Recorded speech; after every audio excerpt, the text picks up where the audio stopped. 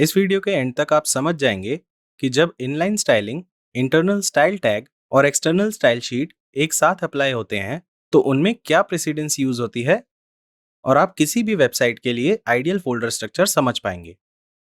पिछले वीडियो में हमने 3 स्टाइलिंग मेथड्स के बारे में पढ़ा था। चलिए अब देखते हैं कि अगर हम इन सारे स्टाइलिंग मेथड्स को एक साथ किसी वेब पेज पर अप्लाई करेंगे तो प्रेसिडेंस कैसे अप्लाई होगा। इसका मतलब है कि देखते हैं कि स्टाइलिंग किस ऑर्डर में एग्जीक्यूट होगी। ये हमारा HTML कोड है जिसमें हमने तीनों स्टाइलिंग मेथड्स को एक साथ अप्लाई किया है और ये एक्सटर्नल स्टाइल शीट का कॉरेस्पॉन्डिंग कोड है। ब्राउजर HTML को top to bottom element by element render करना स्टार्ट करेगा। हमने पहले एक्सप्लेन किया था कि हेड टैग में कुछ एडिशनल इंफॉर्मेशन होती है जो वेब पेज का डायरेक्ट पार्ट नहीं होती है, तो ब्राउजर HTML को बॉडी टैग से रेंडर करना स्टार्ट करता है। H1 टैग के लिए ब्राउजर को इनलाइन स्टाइलिंग और इंटरनल स्टाइल टैग में कुछ नहीं मिलता है, तो H1 टैग के लिए CSS फाइल में मेंशन स्टाइल्स अप्लाई हो जाएंगे विदाउट एनी कॉन्फ्लिक्ट। ब्राउजर फिर फर्स्ट P टैग पर जाएगा जिसके लिए उसे कोई इनलाइन स्टाइलिंग नहीं मिलेगी, पर इंटरनल स्टाइल टैग और एक्सटर्नल CSS फाइल दोनों में ही P टैग के लिए स्टाइल्स मेंशन्ड है। यहाँ पर हम देख सकते हैं कि लिंक टैग जिसमें CSS फाइल इंक्लूडेड है वो स्टाइल टैग से पहले मेंशन किया गया है। इसका मतलब है कि सबसे पहले CSS फाइल में मेंशन स्टाइलिंग पहले P टैग पे अप्लाई होगी और फिर इंटरनल स्टाइल टैग में मेंशन स्टाइलिंग अप्लाई होगी। तो पहले CSS से पैराग्राफ का टेक्स्ट कलर रेड पे चेंज होगा, बैकग्राउंड कलर स्काई ब्लू पे चेंज होगा और फॉन्ट साइज 14 पिक्सल्स होंगी। फिर इंटरनल स्टाइल टैग से पैराग्राफ का टेक्स्ट कलर और बैकग्राउंड कलर दोनों ओवरराइड हो जाएंगे।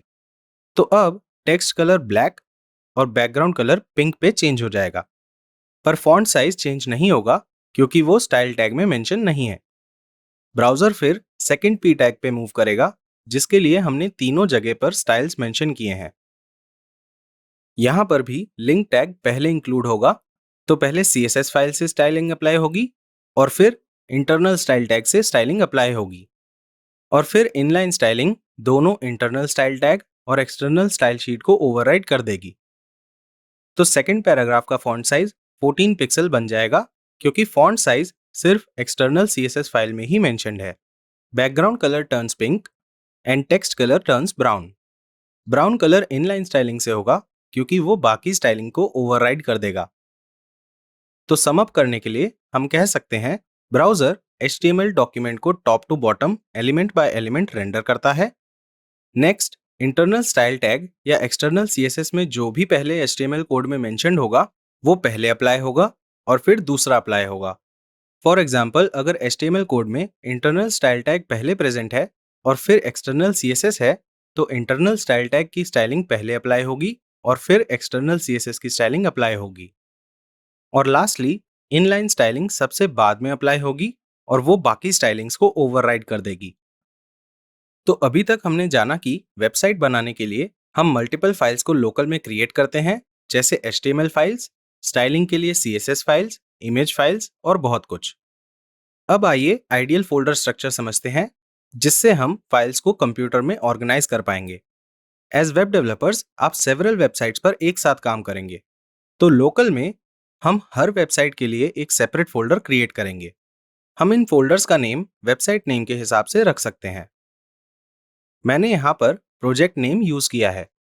हर एक फोल्डर एक सेपरेट प्रोजेक्ट की तरह एक्ट करेगा।